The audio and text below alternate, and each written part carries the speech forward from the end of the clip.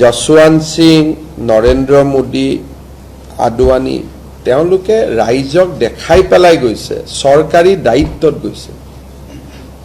গতিকে এই কথাবিলাক ইমান এজন senior MP, deputy leader of A party মণিপুৰৰ বিষয়ে ইমান সংসদত কয়, তেওঁ যদি আপেল আৰু কমলাৰ পাৰ্থক্য বুজি নাপায়, অহাকালি যদি ভাৰত পাকিস্তানৰ কিবা আলোচনা হয়, তেতিয়াহ'লে পাকিস্তানৰ প্ৰধানমন্ত্ৰীওতো ভাৰতত আহিব, ভাৰতৰ প্ৰধানমন্ত্ৰীও পাকিস্তানত যাব। কিন্তু ভাৰতৰ প্ৰধানমন্ত্ৰীজন যেতিয়া পাকিস্তানত যায়, তেওঁৰ লগত ৰৰ মানুহ থাকে, বৈদেশিক পৰিক্ৰমা বিভাগৰ মানুহ থাকে।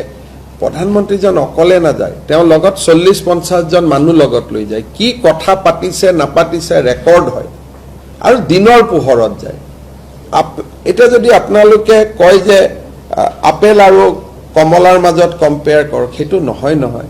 ৰাষ্ট্ৰৰ দায়িত্বটো আমি তেতিয়া ক'ব পাৰে যে ইণ্ডিয়ান আৰ্মিওতো পাকিস্তানৰ ভিতৰত যায় আক্ৰমণ কৰিবৰ কাৰণে। গতিকে ৰাষ্ট্ৰৰ দায়িত্বত যোৱা আৰু চুপে চাপে যোৱাৰ মাজত বহুত পাৰ্থক্য আছে। আৰু তেখেতে কোন গৈ আছে তাক জাষ্টিফাই কৰিব খুজি আছে, তাৰমানে তেওঁ যোৱাটো হয় নেকি? কোন নৰেন্দ্ৰ মোদী গৈছে, কোনোবা RSSৰ মানুহৰ নাম লৈ মই জীৱনতে শুনা নাই কোন তেনেকুৱা মানুহ। সেইটোকে তেওঁ বেলেগে যোৱাৰ উদাহৰণবোৰ দি আছে। তাৰমানে মোৰ অভিযোগটো আপোনালোকেও আন্দাজ কৰিব পাৰিছে যে মোৰ অভিযোগটো সঁচা। এতিয়া চাওক, সেইটোতো আমি কিয় ৰ'ব লাগে সেইটো আমি ডিচাইড কৰিম নহয়। তেওঁ সোনকালে কৰোৱাব খুজি আছে যাতে মই প্ৰভুক হৈ কাগজ পত্ৰ নোহোৱাকৈ আপোনালোকক কৈ দিওঁ।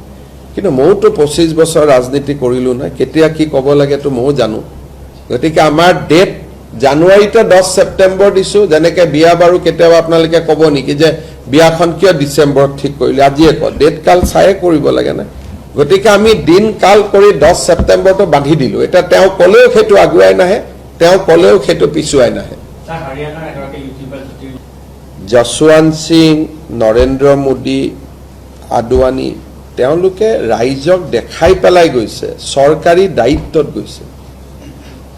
গতিকে এই কথাবিলাক ইমান এজন senior MP, deputy leader of A party মণিপুৰৰ বিষয়ে ইমান সংসদত কয়, তেওঁ যদি আপেল আৰু কমলাৰ পাৰ্থক্য বুজি নাপায়, অহাকালি যদি ভাৰত পাকিস্তানৰ কিবা আলোচনা হয়, তেতিয়াহ'লে পাকিস্তানৰ প্ৰধানমন্ত্ৰীওতো ভাৰতত আহিব, ভাৰতৰ প্ৰধানমন্ত্ৰীও পাকিস্তানত যাব। কিন্তু ভাৰতৰ প্ৰধানমন্ত্ৰীজন যেতিয়া পাকিস্তানত যায়, তেওঁৰ লগত ৰৰ মানুহ থাকে, বৈদেশিক পৰিক্ৰমা বিভাগৰ মানুহ থাকে।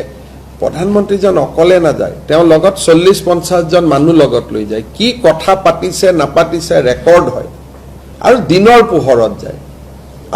এতিয়া যদি আপোনালোকে কয় যে আপেল আৰু কমলাৰ মাজত কম্পেয়াৰ কৰক, সেইটো নহয়।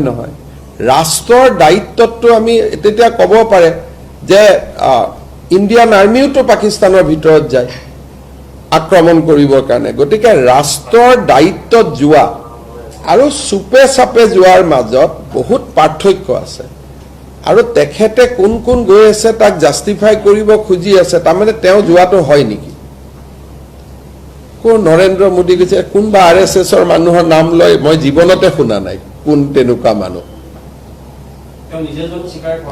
সেইটোকে তেওঁ বেলেগে যোৱাৰ উদাহৰণবোৰ দি আছে। তাৰমানে মোৰ অভিযোগটো আপোনালোকেও আন্দাজ কৰিব পাৰিছে যে মোৰ অভিযোগটো সঁচা। এতিয়া চাওক, সেইটোতো আমি কিয় ৰ'ব লাগে সেইটো আমি ডিচাইড কৰিম নহয়। তেওঁ সোনকালে কৰোৱাব খুজি আছে যাতে মই প্ৰভুক হৈ কাগজ পত্ৰ নোহোৱাকৈ আপোনালোকক কৈ দিওঁ। কিন্তু মইতো 25 বছৰ ৰাজনীতি কৰিলোঁ নহয়, কেতিয়া কি ক'ব লাগেতো ময়ো জানো। গতিকে আমাৰ ডেট জানুৱাৰীতে 10 ছেপ্টেম্বৰ দিছোঁ। যেনেকৈ বিয়া বাৰু কেতিয়াবা আপোনালোকে ক'ব নেকি যে বিয়াখন কিয় ডিচেম্বৰত ঠিক কৰিলে, আজিয়ে কয়, ডেট কাল চায়ে কৰিব লাগে না।